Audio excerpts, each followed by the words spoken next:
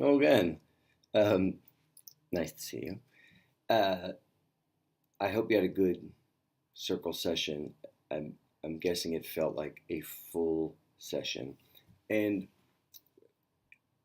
the process kind of pivots a bit at this point.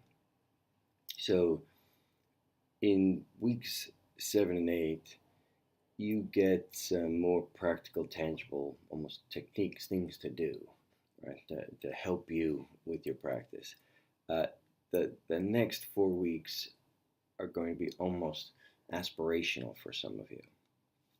So now you're going to get further maybe into things that you may not do now, but that might open you up to other possibilities, right? Particularly in week 11. But you're going to start talking about original content and writing more and leading more. You don't have to do those things, but you could if you wanted to. But before we get into those, which may be uncomfortable for some people, not in a bad way, but in a way that might stretch you, uh, week 7 and 8 were about some more practical, tangible things. So this, what I want to leave you with this week, um, three things you might keep in your head this week. And normally I don't talk a lot about homework, so I don't think this is homework as much as practice. Um, One, every message you send, just keep that little empathy filter in your head. Keep that little sell free, or maybe better yet, earn someone's attention. Right? And that you get these little micro opportunities to practice. Um, Use them.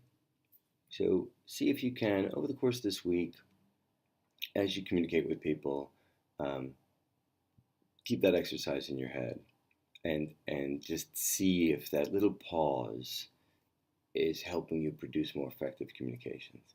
And it's one of those things that we send so many messages now that if you do that kind of practice, and pretty quickly it becomes a natural part of you, and it can absolutely improve your effectiveness in their communications.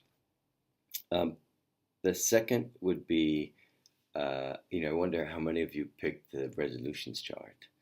It's kind of my personal favorite, but and if only because it's such a physical thing and it helps me be mindful. I started with just one resolution, which was to work on the book, but it could be as simple as outreach. And I have an outreach row on my resolutions chart because that makes me feel better.